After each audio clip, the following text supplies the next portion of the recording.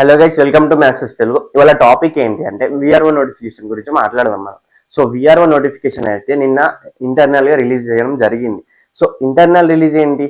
So overall గా అందరికీ ఒకటేసారి నోటిఫికేషన్ వస్తే అది ఎక్స్టర్నల్ నోటిఫికేషన్ అవుతుంది. అందరికీ మొత్తం స్టూడెంట్స్ కి అందరికీ రిలీజ్ అయితే అది ఎక్స్టర్నల్ నోటిఫికేషన్ అవుతుంది. ఇంటర్నల్ నోటిఫికేషన్ ఏంటి అంటే 2018లో విఆర్ఓ జాబ్ కొట్టిన వాళ్ళు ఇప్పుడు మళ్ళీ వాళ్ళు అప్డేట్ చేసుకొని, అంటే ఏంటి, ఇప్పుడు 2020లో ధరణి వచ్చిన తర్వాత విఆర్ఓస్ కి పవర్ తగ్గిపోయి వాళ్ళని షిఫ్ట్ చేయడం జరిగింది.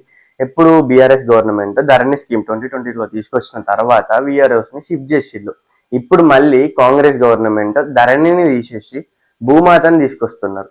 సో భూమాతని తీసుకొచ్చిన తర్వాత మరి ఇప్పుడు వాళ్ళప్పుడు కష్టపడి జాబ్ కొట్టుకున్నాం, మాకు ఉండాలి కదా, మళ్ళా మేము మా సెక్టర్లకు మేము వస్తాము అని వాళ్ళు మళ్ళీ అప్లికేషన్స్ పెట్టుకోనికి మాత్రం ఇంటర్నల్ నోటిఫికేషన్ అయితే రిలీజ్ అయింది. సో ఈ ఇంటర్నల్ నోటిఫికేషన్ ఎలా అప్లై చేస్తున్నారు అని అంటే ఎవరు అప్లై చేయాలి? ఆల్రెడీ 2018లో జాబ్ వచ్చి మళ్ళీ వేరే సెక్టర్ కి పంపించిన వాళ్ళు ఉంటారు కదా, వాళ్ళు మాత్రమే ఈ ఇంటర్నల్ నోటిఫికేషన్ లో వాళ్ళు అప్లై చేసుకుంటారు. ఎట్లా చేసుకుంటారు అంటే దరఖాస్తు పెట్టుకుంటారు. వీళ్ళు అంతే, దరఖాస్తు పెట్టుకొని ఎక్కడైతే కలెక్టర్ ఆఫీసులు ఉంటాయి కదా, నియర్ బై డిస్టిక్ లో కలెక్టర్ ఆఫీస్ లో వెళ్ళి వాళ్ళు దరఖాస్తు పెట్టుకుంటారు.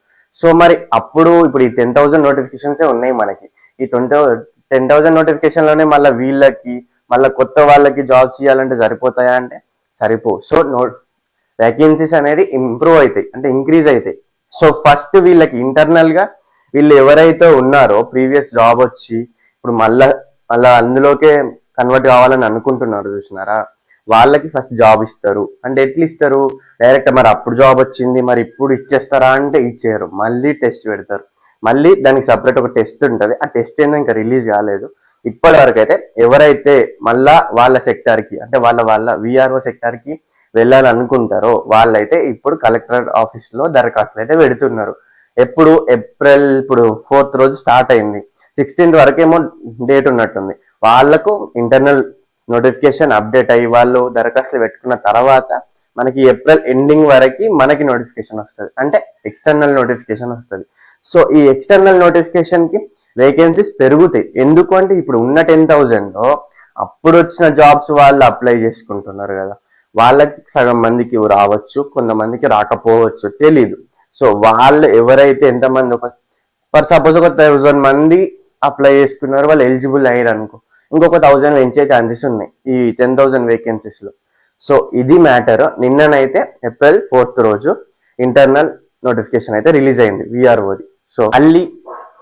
సో మళ్ళీ మనకి ఎప్పుడు జాబ్ వేకెన్సీస్ పెరుగుతాయి, లేకపోతే ఎప్పుడు నోటిఫికేషన్ రిలీజ్ అవుతుంది?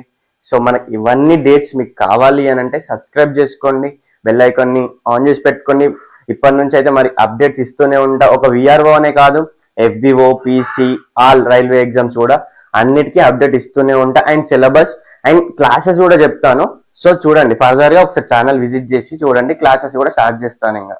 Thank you for watching this video.